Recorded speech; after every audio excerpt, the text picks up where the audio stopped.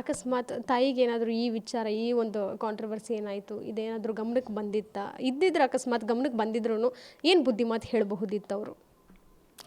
ಭಾಳ ತ್ರಾಸ ಮಾಡ್ಕೋತಿದ್ಲು ಆಕಿ. ಯಪ್ಪ ಇವೆಲ್ಲ ಏನು ನನಗೆ ಇಂಥವೆಲ್ಲ ಮಾಡ್ಕೊಬಿಡಪ್ಪ, ಬೈದು ಬುದ್ಧಿ ಹೇಳ್ತಿದ್ಲು. ಯಾವಾಗಲೂ ಅಷ್ಟೇ ಆಕಿ ನಮ್ಮನ್ನು ಬಿದ್ದಾಗ ಕೈ ಎತ್ತಿ ನಡೆಸಿದ್ದಾಳೆ, ಮೇಲೆ ಎದ್ದಾಗ ಚೆಂದಂಗೆ ನಡಿ ಅಂತ ಬೆನ್ನು ತಟ್ಟಿದ್ದಾಳೆ. ಅಷ್ಟೇ ನಮ್ಮವ್ವ ಮಾಡಿದ ಕೆಲಸ. ಅವಳು ಅದೇ ಮಾಡ್ತಿದ್ಲು.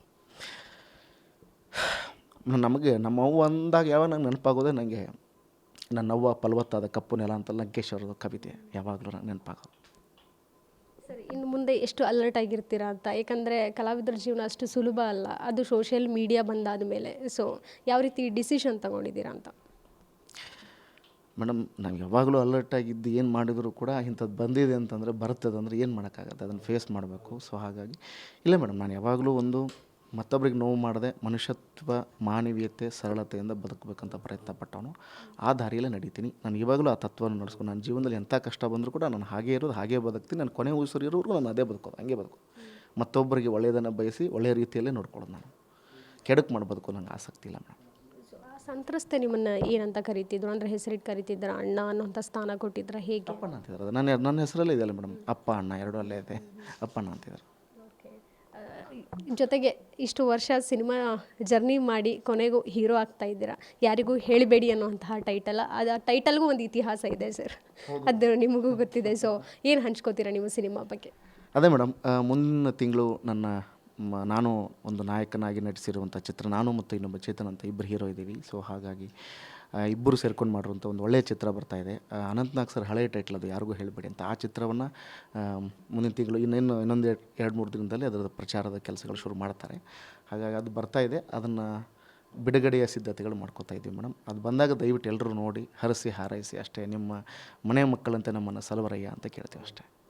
ಸಿನಿಮಾ ರಿಲೀಸ್ ಹಂತದಲ್ಲಿ ಕಲಾವಿದರನ್ನ ಟಾರ್ಗೆಟ್ ಮಾಡುವಂಥದ್ದು, ಈ ರೀತಿ ಒಂದು ಕುತಂತ್ರ ನಡೀತಾ ಇರುವಂಥದ್ದು, ಇದಕ್ಕೆ ಏನು ಹೇಳ್ತೀರಾ? ಅಂಥದ್ದು ಬಂದಾಗ ದಯವಿಟ್ಟು ಯಾರು ಮಾಡಬೇಡಿ ಅಂತೀನಿ ಮೇಡಮ್. ಈಗ ಅದು ಅವ್ರ ಜೀವನದಲ್ಲಿ ಏನಾಗಿದೆ ನನಗೆ ಅದು ಬೇಡ ಮೇಡಮ್, ಅದು ಪ್ರಶ್ನೆ ನನಗೆ ಬೇಕಾಗಿಲ್ಲ. ಬಟ್ ಯಾವುದೇ ಕಲಾವಿದರಾಗಲಿ ಮತ್ತೊಬ್ಬರ ಜೀವನದಲ್ಲಿ ಯಾರೋ ಬಿದ್ದಿದ್ದಾರೆ, ಸೋತಿದ್ದಾರೆ, ಅವ್ರನ್ನ ತುಳಿಬೇಕು ಅಂತ ಮಾಡಬೇಡಿ. ಯಾಕಂದರೆ ಪ್ರತಿಯೊಬ್ಬನ ಸಾಧನೆಗೆ, ಪ್ರತಿಯೊಬ್ಬನ ಜೀವನದ ಯಶಸ್ಸಿಗೆ ಕಷ್ಟ ಏನು ಪಟ್ಟಿರ್ತಾರಂತ ಆ ವ್ಯಕ್ತಿಗೆ ಗೊತ್ತಿರುತ್ತೆ. ಆ ವ್ಯಕ್ತಿನ ಅದು ಮೇಲೆ ಬಂದಿರ್ತಾನೆ. ಹಾಗಾಗಿ ಸುಲಭಕ್ಕೆ ಒಬ್ಬರನ್ನ ಅಗೌರವಿಸೋದು ಅಥವಾ ಅವ್ರನ್ನ ತುಳಿದು ಬಿಡೋದು ಅಥವಾ ಅವ್ರನ್ನ ಹೀಳಾಯಿಸುವಂಥದ್ದು ಮಾಡಬಾರ್ದು ಅಂತ ನಾನು ಈಗಲೂ ಅವರಿಬ್ಬರದ್ದು ಹೇಳ್ತಾ ಇದ್ದೀನಿ. ಇಷ್ಟೆಲ್ಲ ಆಗ್ತಿದೆಯಲ್ಲ, ಅವರಿಬ್ಬರು ಬೇಗ ಈ ಸಮಸ್ಯೆಯಿಂದ ಹೊರಗೆ ಬಂದು ಒಳ್ಳೆ ರೀತಿಯಲ್ಲಿ ಬದುಕಲಿ. ಮತ್ತು ನಾನು ಎಲ್ರಿಗೂ ಕೇಳ್ಕೊಳ್ಳೋದು, ಅವ್ರನ್ನ ಹೀಳಾಯಿಸಬೇಡಿ. ಪಾಪ ನೊಂದ್ಕೊಂಡಿದ್ದಾರೆ, ಕೆಳಗಡೆ ಬಿದ್ದಿದ್ದಾರೆ ಅಂತ ಇನ್ನೂ ತುಳಿಬೇಡಿ, ಆಳಿಗೆ ಒಂದೊಂದು ಕಲ್ಲು ಹೊಡಿಬೇಡಿ. ಅವ್ರನ್ನ ಇನ್ನೂ ಸ್ವಲ್ಪ ಆದಷ್ಟು ನಿಮ್ಗೆ ಅವ್ರ ಬಗ್ಗೆ ಹೊಗಳಕ್ಕಾಗಲಿಲ್ಲ, ಸುಮ್ಮನೆ ಇರ್ರಿ. ಅವ್ರ ಜೀವನದಲ್ಲಿ ಏನು ಸರಿ ಆಗುತ್ತೆ. ಎಲ್ಲರ ಮನೆ ದೋಷ ತೂತೆ ಮೇಡಮ್, ಎಲ್ಲರ ಜೀವನದಲ್ಲಿ ನೋವಿರುತ್ತೆ, ನಲಿವಿರುತ್ತೆ. ಹಾಗಂತೇಳಿ ನೋವಾಗಿದೆ ಅಂತ ಕಲ್ಲು ಎಸೆಯೋದು, ಹಾಳು ಮಾಡೋದು ಮಾಡಬೇಡಿ ಅಂತ ಹೇಳ್ತೀನಿ. Thank you so much sir. ನಿಮ್ಮ ಸಿನಿಮಾ ಯಾರಿಗೂ ಹೇಳಬೇಡಿ, ಒಳ್ಳೆಯದಾಗಲಿ.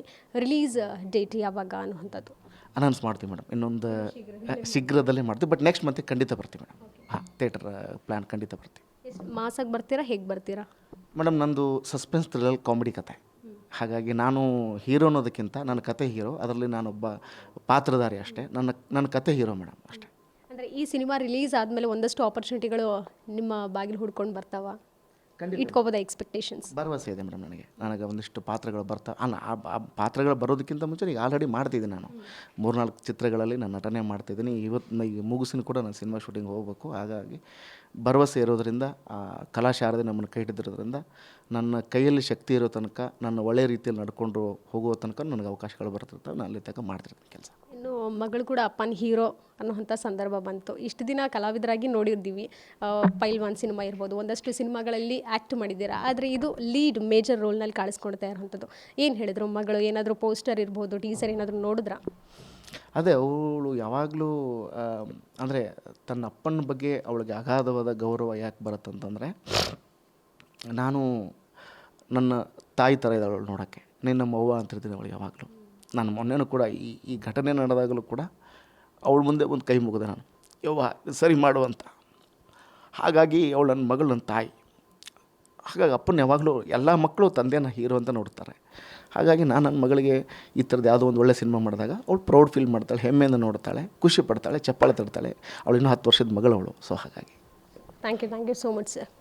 ಸೊ ಇದಿಷ್ಟು ಅಪ್ಪಣ್ಣವರ ಮಾತಾಗಿತ್ತು. ಅಂದರೆ ಆ ಕೇಸಲ್ಲಿ ಏನಾಗಿತ್ತು, ಜೊತೆಗೆ ಅವರ ಆಡಿಯೋ ಆ ಸಂದರ್ಭದಲ್ಲಿ ರಿಲೀಸ್ ಮಾಡಿದ್ಯಾಕೋ 2 ವರ್ಷದ ಹಿಂದೆ ಮಾಡಿರೋವಂಥದ್ದು ಈಗ ರಿಲೀಸ್ ಮಾಡಿದ್ಯಾಕೆ ಅನ್ನೋಂಥದ್ದು ಒಂದಷ್ಟು ಕ್ಲಾರಿಫಿಕೇಶನ್ಗಳನ್ನು ಕೊಡುವಂತಹ ಪ್ರಯತ್ನ ಈಗ ಅಪ್ಪಣ್ಣ ಅವರು ಮಾಡಿದ್ರು. ಕ್ಯಾಮ್ರಾ ಪರ್ಸನ್ ಅಜಯ್ ಜೊತೆಗೆ ಕೀರ್ತಿ ಪಾಚಲ್, ಗ್ಯಾನ್ಚಿ ನ್ಯೂಸ್, ಬೆಂಗಳೂರು.